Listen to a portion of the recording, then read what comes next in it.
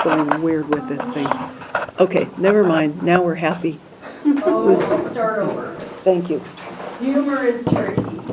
Lloyd Smith has done very well in the Toastmasters humorous speech contest over the years, but he's not sure what humor is. He's also studied some to the academic theorizing done on humor, and those guys definitely don't know what humor is either.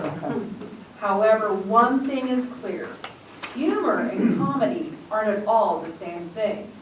This evening, Lloyd will be presenting Know Your Sense of Humor, one of the required projects for Level 2 of Engaging Humor Path. The speech is not comical, but he's hoping that it is humorous. Lloyd Smith with Pancakes and Hockey Pucks.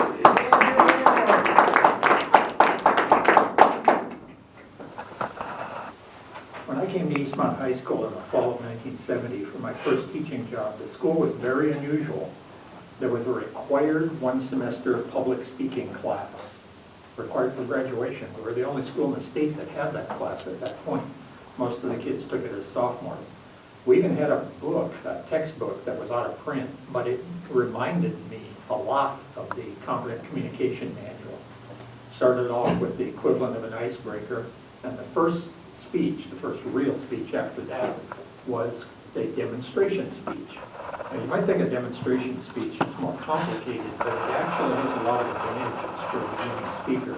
It solves the problem of what to do with your hands, obviously, and it gives a sort of a safety system, a table full of stuff usually to deal with. Demonstration speeches also can be really interesting depending on what's demonstrated and what goes wrong when it's being demonstrated. The two that stick out in my mind the most involve the pancakes and the hockey pucks. The very first semester I taught the class, I told the kids, okay, it's going to be a demonstration speech, you can demonstrate whatever you want, but no live animals, no firearms, no caustic chemicals, nothing like that. You know, it's common sense precautions. I didn't think of one possible difficulty, and the very first speech that happened was a kid who came in with a hot plate, a skillet, and a quart bottle of pancake batter that he had prepared. He was going to show us how to make the perfect pancake. Now, this kid's dad was a restaurant cook, and so the kid thought he knew some fancy stuff. He heats up the hot plate, sticks the skillet on it, pours the batter in it, and he did a pretty good job of explaining things like how do you tell when it's time to flip it. And he got to that point, and I thought, you know, he doesn't have a flipper.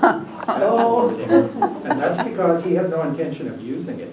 He just picked up the skillet, flung the thing in the air, and it turned over and landed right in it, just like it was supposed to. It was pretty impressive, you know, probably went up, I don't know, 18 inches or so and came back down.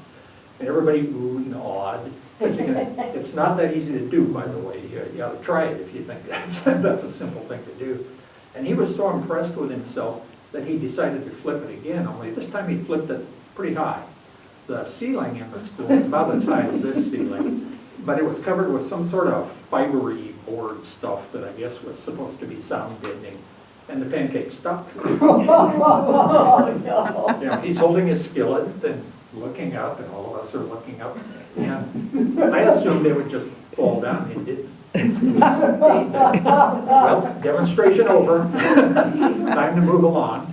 And I told the kid, I said, okay, you know, this was, I think, 5th period or so, and I said, after 6th period, you come back here, you're going to go down to the custodian's room and get a ladder and bring it back and get the pancake off the ceiling. Okay, he said he would.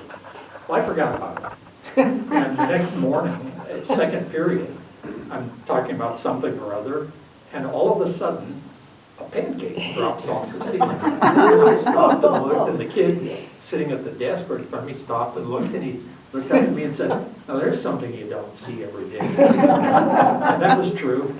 So I added live cooking demonstrations to the list of prohibited subjects in demonstration speech. I could just picture somebody deciding to boil a lobster or something like that. The other speech, the other demonstration speech that sticks out in my mind is a very different kind of speech. Kid comes up to me and says he'd like to do one on shooting a hockey puck. Now the thing is, this is 1970. There was no such thing as youth hockey. In fact, I doubt you could have found a dozen kids in the Wenatchee Valley who'd ever even played hockey, maybe never even seen a game. But this kid had lived in Canada. His dad was an Alcoa executive.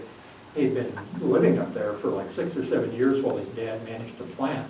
Then his dad moved down to Wenatchee to manage the Alcoa plant here.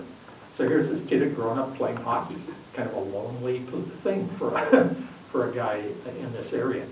And I told him, I don't think this is a good idea. You know, we don't want hockey pucks flying around, banging off the walls or hurting somebody. He said, well, it's not a problem. There are practice pucks. I said, well, you bring one of those in, let me get a look at it, and I'll tell you whether we can do it or not. Next morning, he brings in a practice puck.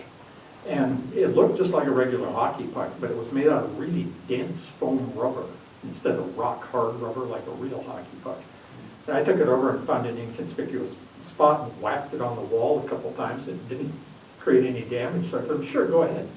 But I said, but you got to kind of think here. You don't want full speed shots or anything. And he said, no, I was already thinking they have to be kind of half speed so people can see what's going on. So when it was time for his speech, we move all the furniture aside.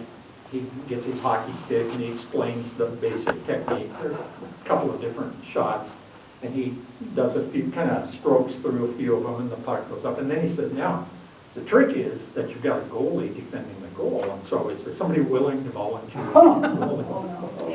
And I started to think, ooh, is this going to work well? And one of my football players jumps up and says, I'll do it. And he gets up there, and my hockey player explains to him how to kind of crouch down, you know, act like he's filling the goal.